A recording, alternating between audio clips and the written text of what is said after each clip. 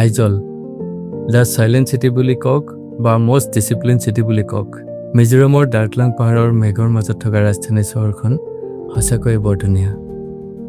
আইজল চিটিখন সম্পূৰ্ণৰূপে থিয় পাহাৰৰ গাত অৱস্থিত। ৰাস্তাবোৰ ঠেক, সৰু সৰু, একা বেকা আৰু সাংঘাতিকভাৱে থিয়। ইয়াত খোজকাঢ়ি ফুৰাটো এটা বৰ ভাল লগা এক্সপিৰিয়েঞ্চ। মই ৰিচেণ্টলি এই জুলাই মাহত অৰ্থাৎ ভৰ বাৰিষাৰ সময়ত আইজল ভ্ৰমণ কৰিছিলোঁ আৰু যেতিয়া ইয়াত বৰষুণ হয় ইয়াৰ পৰিৱেশ আৰু ভাল লগা হৈ পৰে। ধাৰাসাৰ বৰষুণৰ পাছতো চহৰখন আৰু অধিক শান্ত আৰু ৰিফ্ৰেছিং লাগে।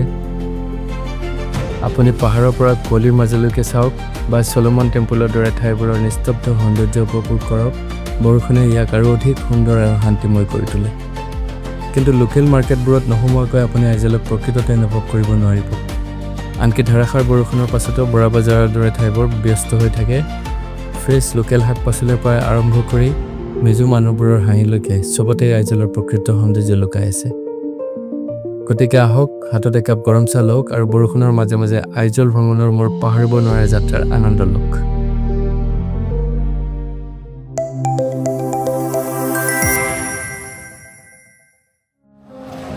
আহি পালোঁ চাইৰেং ষ্টেচন, আইজল যাম আৰু আপোনালোকক মই দেখুৱাই থাকিম। দুদিন থাকিম ইয়াতে, দুদিনত কি কি চাওঁ সকলো দেখুৱাই থাকিম, ভিডিঅ'টো চাই থাকিব।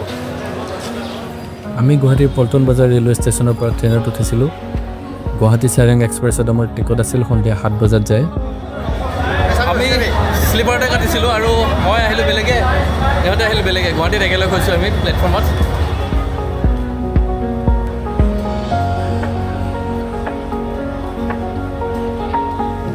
ৰাতিটো শুই ৰাতিপুৱা ট্ৰেইনখন আহি বদৰপুৰ ষ্টেচন পাওঁতে আমি সাৰ পালোঁ আৰু বাহিৰত দেখিলোঁ বৰষুণ।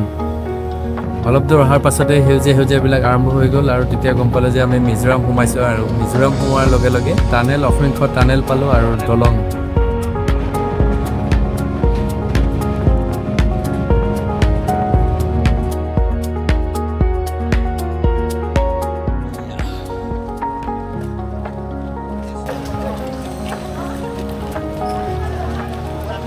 মিজোৰাম যাবলৈ আমাক ILP লাগে আৰু ILPখন আমি অনলাইনে বনাই লৈ আহিছিলোঁ, নহ'লে এনেকৈ লাইন পাতি থাকিব লাগিল হয়।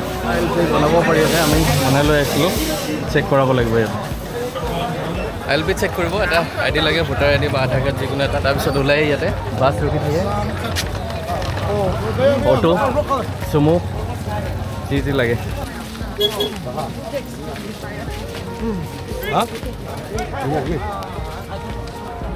ইয়াত মানে শ্বেয়াৰিং টেক্সি এভেইলেবল আৰু নিজে বুকিং কৰিও যাব পাৰে, মানে প্ৰাইভেটকৈ নিজে লৈ যাব পাৰে। আমি এখন সৰুকৈ লৈ ল'লোঁ। আমাৰ এনেই 200 টকাকৈ লয় শ্বেয়াৰিং টেক্সিত। ইয়াতে আমি মই 3জনৰ 700 টকা দিব লাগিব বুলি কৈছে।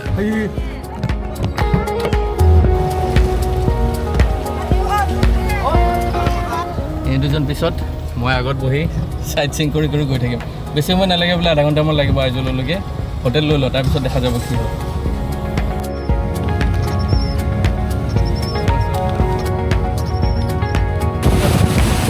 আইজল চিটি অলপ দেখা পাইছোঁ আৰু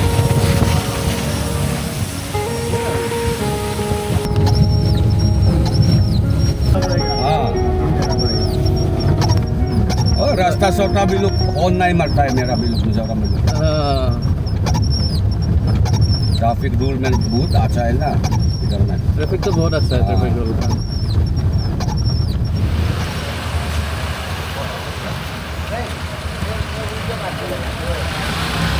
আহি হোটেল এখন লৈছোঁ। ৰুমটো বেয়া নহয়, 2খন বেড আছে, 2000 টকা ল'ব বোলে। ডাবল বেড এখন আছে, এইফালে ছিংগলখন আছে। বাথৰুম চাথৰুম চাফাই আছে, ক্লিন আৰু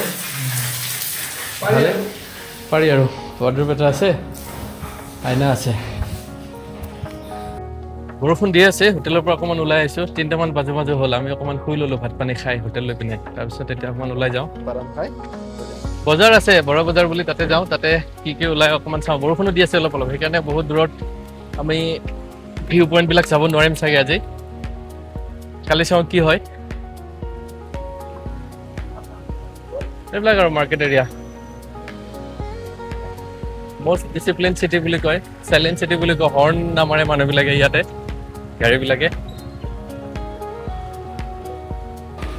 Bara Bazar বুলি কৈ চাওকচোন একদম কলি হৈ গ'ল পটককৈ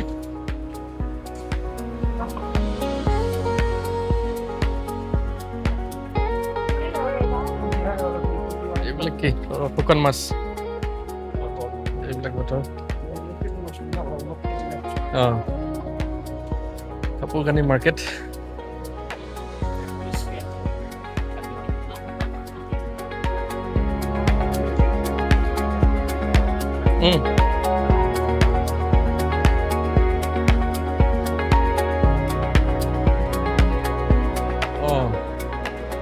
ইয়াত যিমান দোকান আছে দোকানীবিলাক চব ছোৱালী এইবিলাক লোকেল খাদ্য কিবা এইবিলাক চিকলুম জয় টমেটো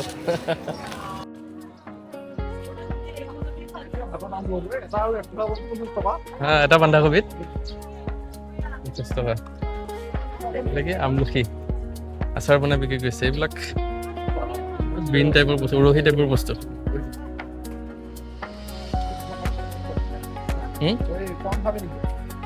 কৰ্ণ কালাৰফুল কৰ্ণ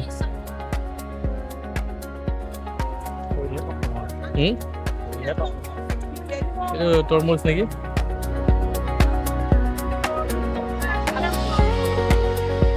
মাকৈ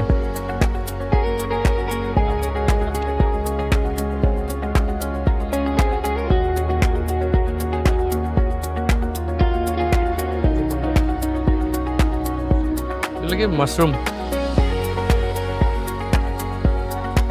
বেঙেনা লোকেল মাৰ্কেটত সোমাইছোঁ আহি আৰু হা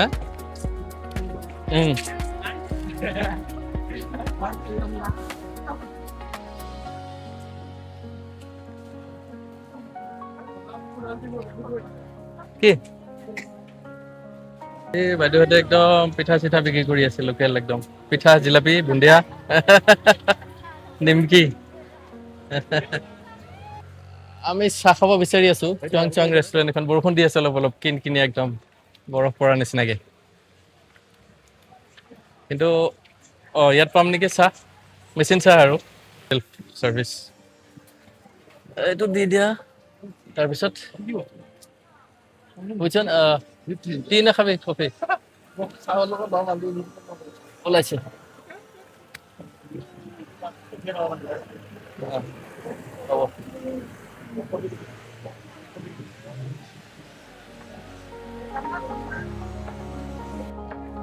কিবা কৈছে বুজি পোৱা নাই বাৰু আমি তথাপি ভাল লাগিছে মাৰ্কেটটো চাই এইটো চাওক কেকুৰা আৰু তাতে দেখা পালো সামগ্ৰী দেখা পাই আহিলো বাৰু এইটো মাছৰুম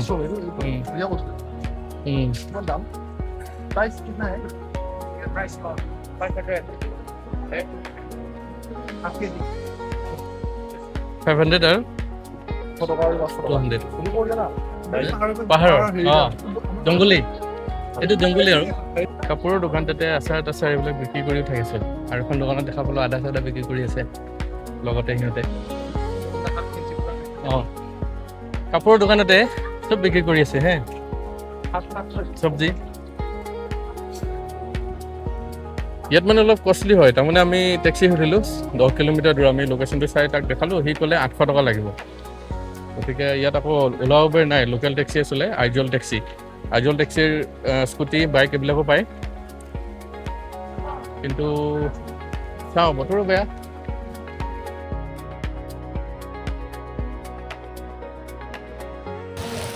আমি চাওক কি পিন্ধি ল'লোঁ পঞ্চু ৰেইনকোট বুলি কয় পঞ্চু বুলি কয় এইকেইটা কিনি ল'লোঁ বৰষুণ দি আছেতো অলপ গতিকে আমি ছাতি তাতি একো নানিলোঁ গতিকে এই পঞ্চু এটা কিনি ল'লোঁ আৰু এতিয়া খোজকাঢ়ি গৈ আছোঁ 14 বিনছ কেফে বেছি দূৰ নহয় 2.5 নে 2.4 কিলোমিটাৰ দেখুৱাই আছে ইয়াৰ পৰা বৰষুণত বাৰু বেয়াও লগা নাই আমাৰ আমি ধুনীয়াকৈ ৰাস্তাৰ কাষে কাষে আহি আছোঁ বৰষুণত মানুহো কম ট্ৰেফিকো কম এইবিলাক চাওক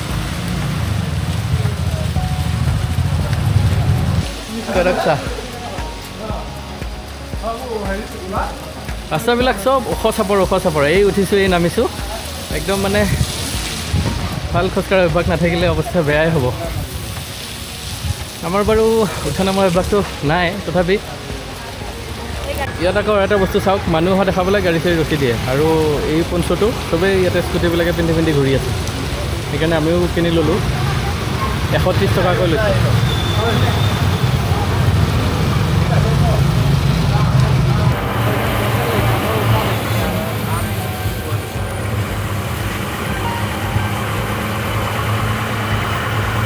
ये रास्ता जाएगा ना ठीक है थैंक यू আমি বাছখনত উঠি আহিলোঁ তো বাছত তেওঁ কৈ দিছে এইফালে যাব লাগে বুলি 14 বেঞ্চ কেফে খোজকাঢ়ি যাব পাৰিম টেক্সিটো আছে টেক্সি ষ্টেণ্ড আছে এইফালে 1 কিলোমিটাৰ আছে ইয়াৰ পৰা বোলে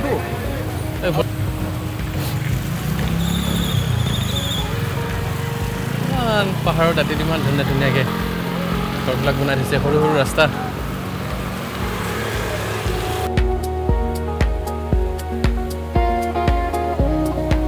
কলেজ বেংক SBI তাৰ ওচৰতে বুলি কৈছে 14 বেঞ্চ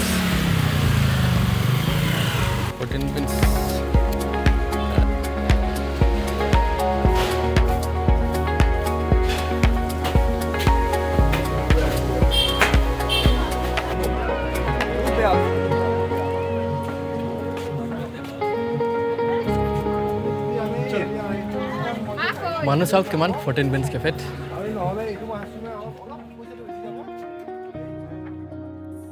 আৰু এনেকৈ আমি কিছু সময় ইয়াত বহি থাকি কফি খাই ফটো চটো তুলি সন্ধিয়াৰ দৃশ্যটো উপভোগ কৰি ৰুমত আহি শুই থাকিলোঁ নেক্সট ডে আমি গৈছিলোঁ চাইট চিং কৰিবলৈ আপোনালোকে ইয়াৰ পিছৰ ভিডিঅ'টো দেখা পাব আৰু এই ভিডিঅ'টো চাই কেনে পালে জনাব ভাল পালে লাইক কমেণ্ট কৰি দিব শ্বেয়াৰ কৰি দিবলৈ নকৰিবা ধন্যবাদ জয় আই অসম জয় জুবিন দা